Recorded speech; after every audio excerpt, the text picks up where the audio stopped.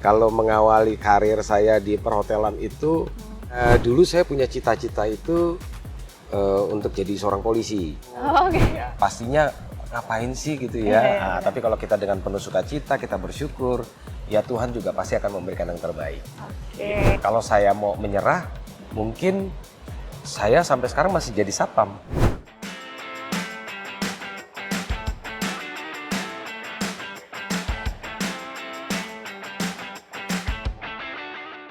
Halo Sobat Lekat Suara, kembali lagi bersama kami di program Lekat, yaitu Kenal Sosok Lebih Dekat. Nah, pada kesempatan kali ini kita akan bertemu dengan Pak Heriadi Bain sebagai GM di Hotel Queen of South.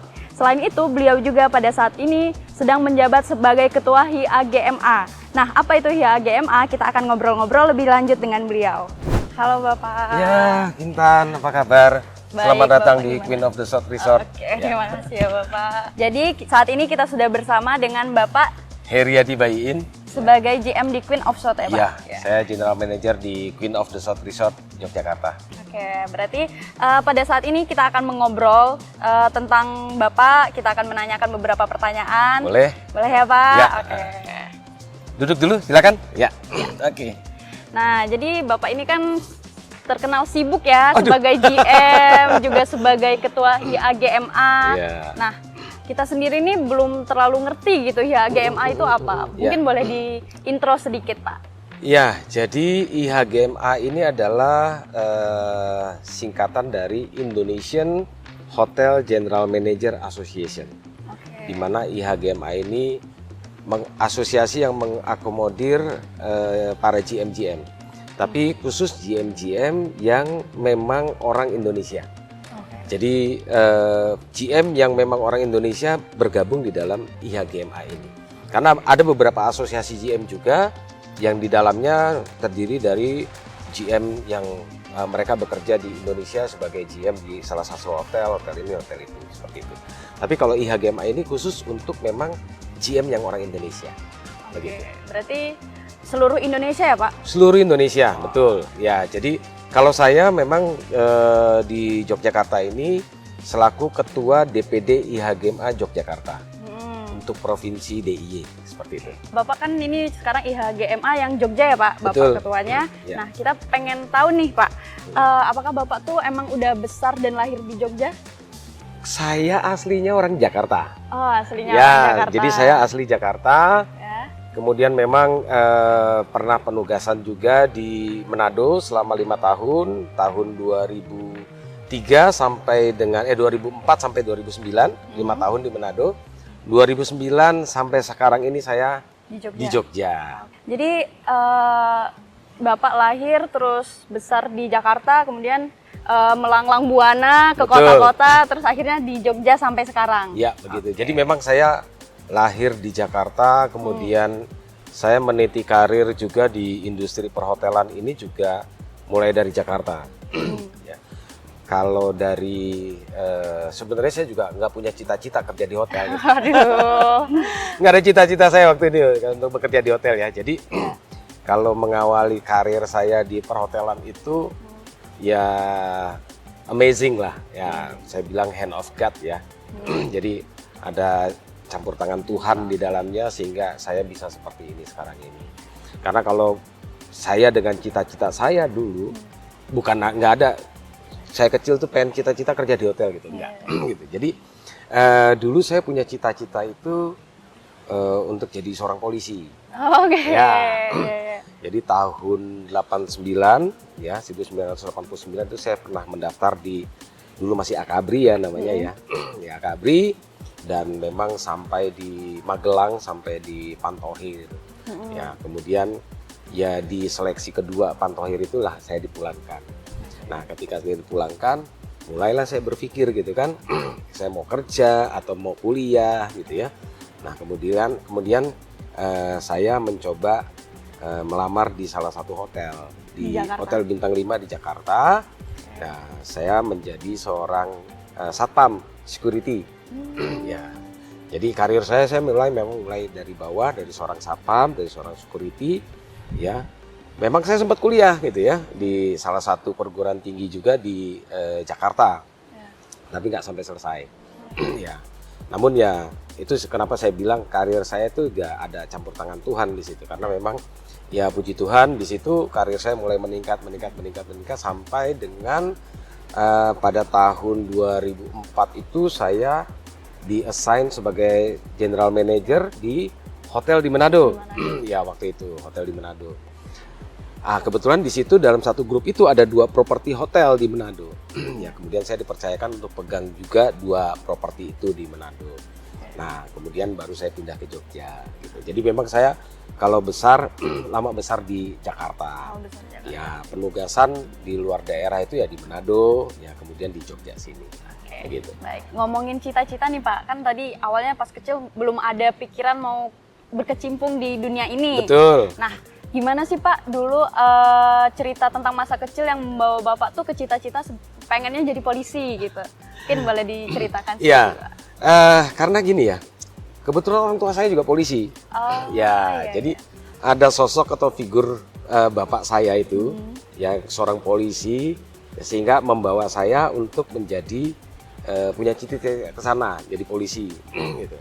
Nah memang dari kecil ya kami ini orang tua mendidik disiplin ya, secara disiplin itu memang kami sudah dididik secara disiplin seperti itu. Jadi ya contohnya kayak kita di rumah itu udah pembagian tugas tuh sama orang tua tuh udah mulai ini kan gitu ya. Dari kecil udah mulai dibagi-bagi tuh. Ada yang nyapu siapa, yang ngepel siapa, yang kalau ada cuci piring siapa gitu, yang cuci siapa. Itu kita udah diatur disiplin seperti itu. Mulai jam main kapan, jam belajar kapan, ya udah kayak disiplin militer gitu. Nah itu udah disitulah yang membuat salah satunya saya punya cita-cita menjadi seorang polisi gitu.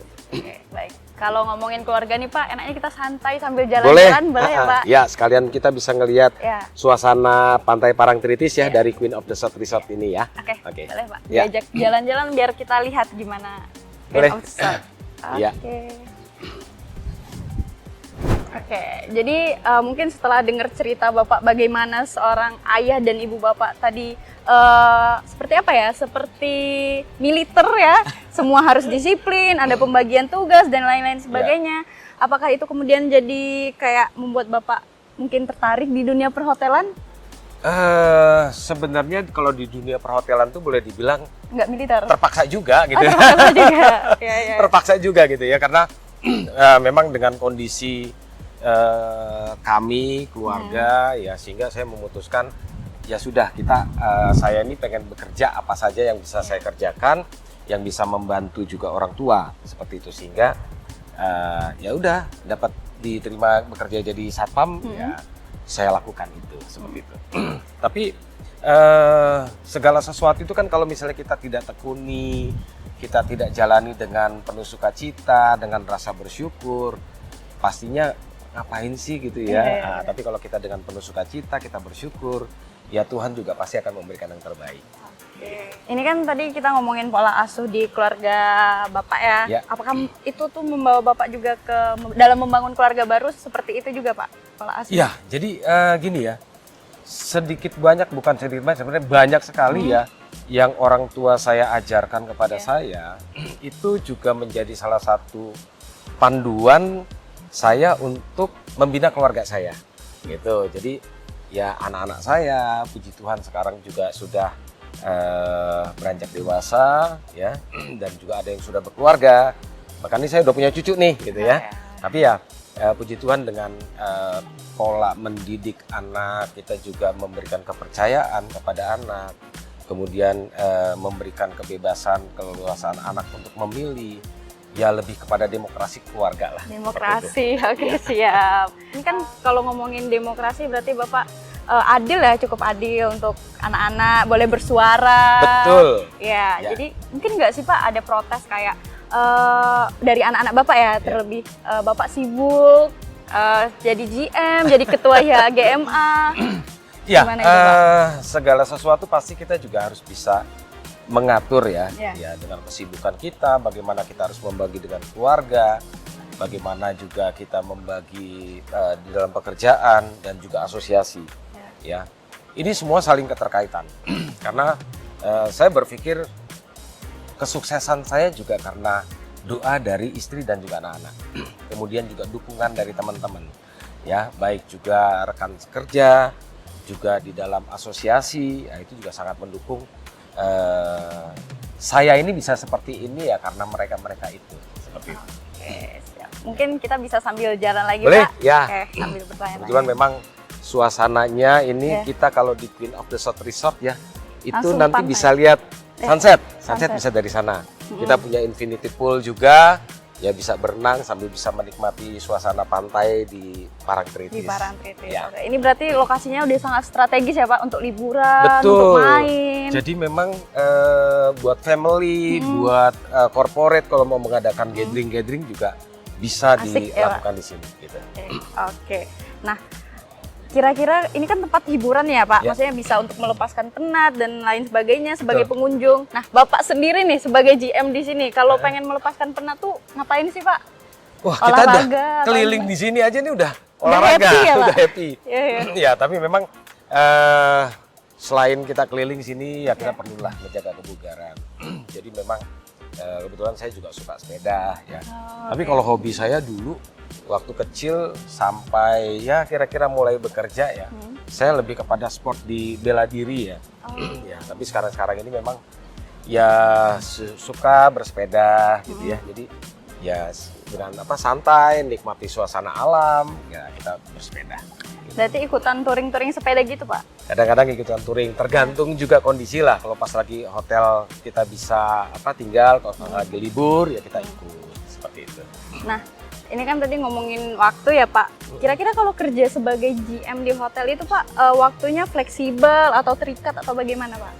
Kalau waktu memang kita lebih fleksibel ya. Ya. Fleksibel dalam artian begini, tanggung jawab seorang general manager itu kan ada di bagaimana hotel itu bisa dioperasikan, ya. Jadi ada memang waktu atau momen tertentu yang memang kita harus ada di situ. Tapi tidak semuanya gitu, nggak 24 jam jadi GM itu harus di hotel gitu enggak. Karena seorang leadership yang baik juga memang harus bisa mendelegasikan. Ya, jadi artinya jangan karyawan atau staf kita bekerja kalau ada GM-nya, kalau nggak ada GM-nya nggak kerja gitu. Nah, itu juga harus bisa dipastikan ketika kita tidak ada di lingkungan hotel, operasional hotel bisa berjalan dengan baik. Seperti itu. Baik. Nah, sekarang ini agak menyangkut lebih ke pribadi lagi.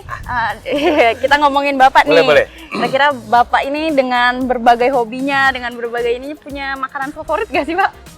Kalau makanan saya nggak terlalu rewel ya. Oh, iya. Jadi makanan apa saja saya bisa makan. Tapi memang kalau mau dibilang makanan yang favorit apa sih?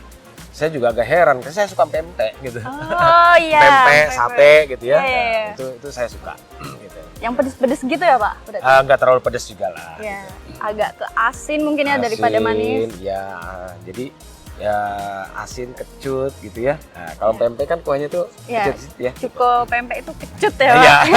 Kecut-kecut pedes. Oke. Begitu. Nah, sebelum menjadi GM ini kan Bapak merintis karir itu benar-benar dari nol sebagai satpam, lalu dari tahun 98 ya, Pak? Ya. Dari terus 89. ya, 89. Ya, Nah, 89. itu Bapak punya sosok yang jadi panutan nggak sih biar tetap semangat gitu? Kadang kan kita kalau lagi di bawah tuh kayak aduh bisa nggak ya ke atas gitu. Nah, sedangkan Bapak sendiri ini konsisten dari bawah naik terus gitu. Ya. Kalau sosok figur ya memang saya melihat orang tua saya ya. Oh iya, orang Tua saya gitu. Jadi figur seorang mama saya, ibu saya, yaitu saya melihat beliau kebetulan juga sudah almarhum di tahun 2018, sudah Tuhan muliakan ya di tahun. Jadi mama ini seorang pekerja keras yang mendampingi papa saya ya dengan kesederhanaan hidup ya. Ya bekerja apa saja dan memang juga dulu suka terima jahitan. Jangan salah, saya bisa ngejahit loh. Gitu. Jadi ini juga salah satu karena orang tua saya mengajarkan saya untuk bisa hidup mandiri ya.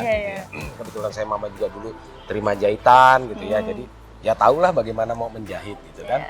Nah kemudian itu yang memotivasi saya juga karena memang ya dengan zaman dulu gaji seorang polisi berapa sih gitu ya. Dan ya puji Tuhan ya papa sampai dengan pensiun sampai sekarang ini kondisi sehat gitu ya. Dan papa sendiri juga bekerja sebagai seorang polisi juga benar-benar ya, polisi yang mengabdi bisa melayani masyarakat seperti itu. Itu menjadi figur saya gitu ya untuk memotivasi saya untuk bisa ya tanpa harus menjadi seorang polisi, tapi bagaimana kita bisa memberikan karya bakti kita di dalam pekerjaan kita ya bagi lingkungan seperti itu. Itu kan sebuah perjalanan yang panjang ya Pak? Iya, betul. Dari awal, dari tahun 89 sampai sekarang 2023 Ya. itu saya bahkan belum lahir di tahun 89. Nah, itu pengalaman yang paling berkesan dan mungkin nggak bakal dilupain selama Bapak berkarir. Itu apa Pak? Mungkin bisa diceritakan. Sebenarnya banyak ya, karena kalau perjalanan karir saya tuh Satpam 3 tahun. Kemudian saya jadi pemadam kebakaran. Sempat Jadi Pak? sempat. Tapi pemadam kebakaran khusus untuk di hotel. Oh Ya. iya. Kemudian saya jadi telepon operator. Ya, saya jadi reception. Jadi reception, kemudian setelah itu saya jadi shift leader. Kemudian jadi asisten front office manager. Kemudian menjadi front office manager. Nah, yang menjadi menarik adalah begini. Tahun 2004 itu foundernya salah satu hotel bintang 5 di Jakarta itu mengeluarkan surat yang isinya adalah untuk menjadi seorang general manager itu minimal pendidikan harus S1. Oh, Harus ada sarjana batas gitu ya. Iya. Tapi pada tahun 2004 itu saya diangkat sebagai general manager, itu saya ijazah saya masih SMA. Jadi saya belum sarjana sama sekali. Nah, itu kan salah satu yang buat saya anugerah ya, karena kenapa saya bilang ya ada campur tangan Tuhan di situ. Karena nggak mungkin, karena udah jelas-jelas di situ ada memonya tahun 2003 loh ya itu untuk menjadi seorang general manager di grup hotel Indonesia ini local chain sih ya Indonesia ya. Nah, itu harus sarjana gitu. Sementara saya belum sarjana gitu. Ini kan salah satu yang buat saya ya anugerah lah yang Tuhan berikan. Nah, ini sampai sekarang saya masih ingat akan hal itu gitu ya. Jadi kalau kita mau berkarya, kita mau berkarir, ya kita mau menggapai cita-cita kita, apa yang kita inginkan, kalau tanpa berusaha, saya yakin itu nggak akan. Tapi ketika kita berusaha tanpa berdoa, itu juga nggak akan mungkin. Gitu. Jadi dua-duanya harus jalan Pak? Ya betul, dua-duanya harus jalan. Kalau saya punya prinsip gini, dalam saya bekerja berkarir ya, ada 3 hal ya. Yang mungkin kalau orang lain tuh terbalik gitu. Kalau saya yang pertama adalah bagaimana kita di dalam bekerja itu tidak pernah putus untuk belajar. Ya. Kenapa? Ketika kita belajar, kita akan menjadi orang pintar, orang yang bisa lebih baik ya. Nah, dan juga menjadi profesional. Nah, jadi hal yang kedua, dengan belajar kita menjadi orang yang profesional. Ketika kita menjadi orang profesional, otomatis kita itu akan punya pergaulan, link juga akan lebih banyak gitu ya. Nah, dengan kita punya pergaulan banyak, link kita banyak, challenge ataupun kesempatan change untuk kita berkarya itu akan lebih banyak gitu.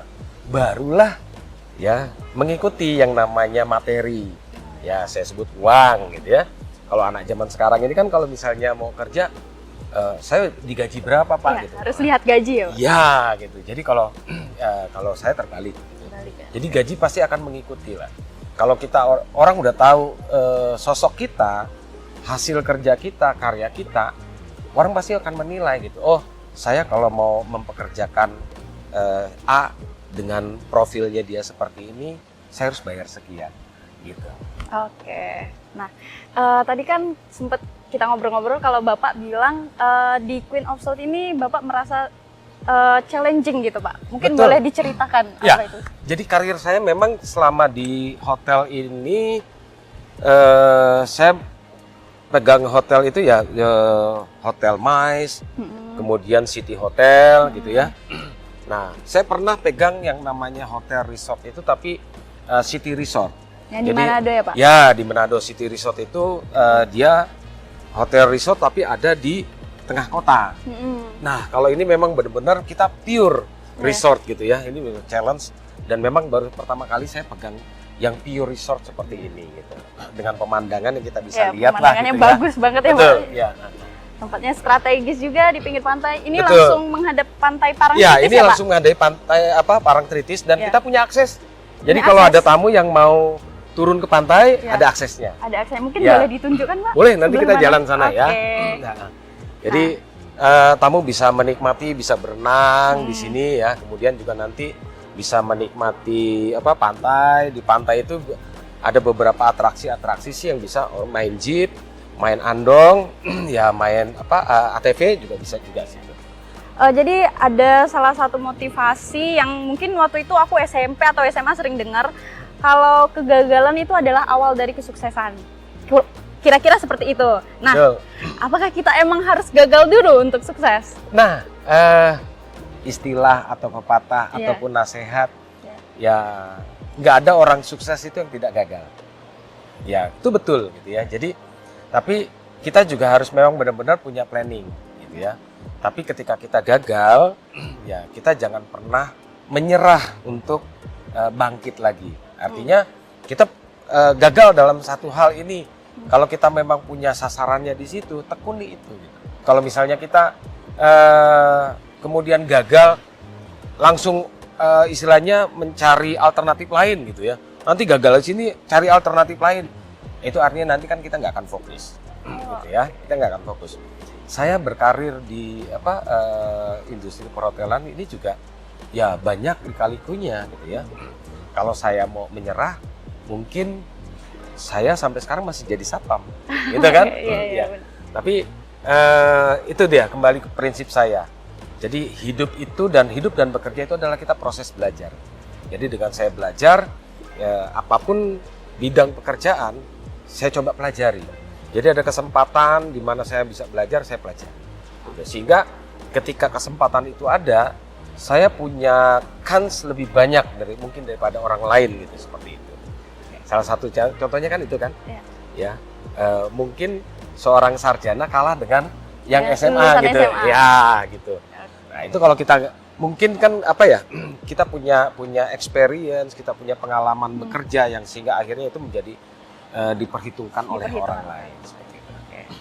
Berarti intinya itu kalau misalnya gagal itu bukan masalah ya, Pak?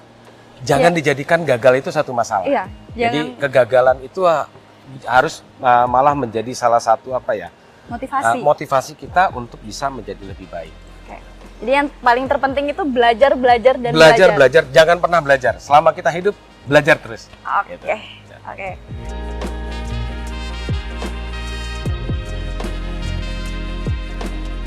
Terima kasih ya Bapak udah menemani kita untuk Sama-sama, ngobrol. sama-sama. Jadi Sobat Suara akan menjadi kenal lebih dekat dengan sosok Pak Heriadi Bain, sosok yang hebat, sosok yang mau merintis karirnya dari bawah. Ya. Mungkin ada satu pesan Pak untuk generasi sekarang yang juga lagi merintis karir. Semua yang meniti karir, baik itu di dalam bidang pekerjaan apapun, ya, saya berharap ya semuanya itu dijalani dengan penuh sukacita dan juga rasa bersyukur. Karena itu adalah kunci keberhasilan kita, ya. Pekerjaan yang tidak kita lakoni dengan penuh sukacita dan bersyukur, hasilnya pasti tidak akan baik. Ketika kita bersukacita, kita bersyukur kepada Tuhan dengan apa yang kita kerjakan, pasti berkat itu akan mengalir bagi kita sekalian. Terima kasih Bapak. Terima kasih, Nani. Nah, Sobat Suara, itu dia tadi obrolan menarik kita bersama Pak Bain. Kira-kira siapa lagi ya yang mau kita ajak ngobrol? Kalau kalian punya saran, jangan lupa tulis di kolom komentar. Sampai jumpa di Lekat episode berikutnya.